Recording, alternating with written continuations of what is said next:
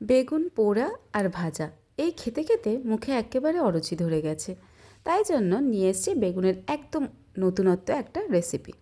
বেগুনগুলোকে বাজার থেকে কিনে এনে খুব সুন্দর করে ধুয়ে এইভাবে মাঝখান থেকে কেটে নিয়েছি। এবার একটা চামচ দিয়ে আমরা বেগুনের ভেতরের যে অংশটা আছে সেই অংশটা ভালো করে কুড়িয়ে বের করে নিচ্ছি। একটু আস্তে আস্তে করতে হবে। এইভাবে পুরো বেগুনের ভেতরটাকে এইভাবে কুড়ে বের করে দিতে হবে। এবার আমরা কড়াইতে দিয়ে দিয়েছি সর্ষের তেল। সর্ষের তেলটা গরম হলে আমরা বেগুনের যে কোড়ানো অংশটা রয়েছে সেটা দিয়ে দিলাম। দিয়ে দিচ্ছি নুন। এবার আমরা এর মধ্যে একে একে দিয়ে দিচ্ছি হলুদ। এবার আমরা দিচ্ছি চিনি আর দিচ্ছি অল্প একটু আদা পেস্ট। ভালো করে কতক্ষণ মিশিয়ে নিয়ে এবার আমরা এর মধ্যে দিয়ে দিলাম লঙ্কার গুঁড়ো আর দিচ্ছি কটা কিশমিশ। এটা একটু ঝাল একটু মিষ্টি খেতে হয়, খুবই সুন্দর খেতে। দিয়ে দিচ্ছি আমরা হাতে গ্রেট করে একটু পনির। আপনারা এখানে চাইলে ছানাও ইউজ করতে পারেন। আমরা পনির নিয়ে এসে পনিরটাকে গ্রেট করে দিয়ে দিয়েছি। আবারও খুব ভালো করে সমস্ত উপকরণগুলো মিশিয়ে নিচ্ছি। পনিরটা যেন একেবারে ওর মধ্যে মিশে যায়। খুব ভালো করে মিশিয়ে নিচ্ছি পনিরটা বেগুনের সাথে।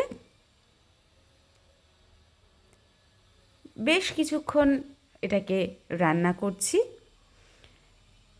রান্না করতে করতে আরেকটা কথা বলে দিই যে এটা যেমন মুখরোচক তেমনই কিন্তু স্বাস্থ্যকর। আমরা এর মধ্যে দিয়ে দিলাম অল্প একটু হিং।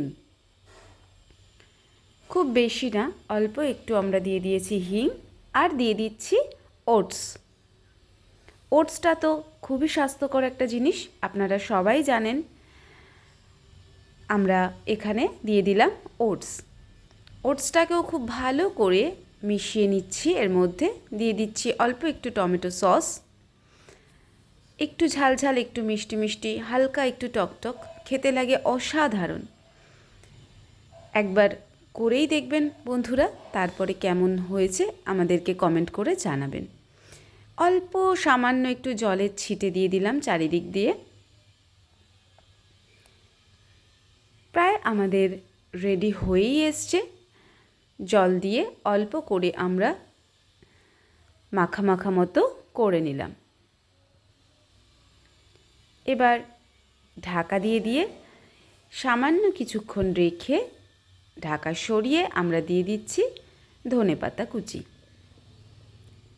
আর দিয়ে দিলাম অল্প একটু গরম মশলা।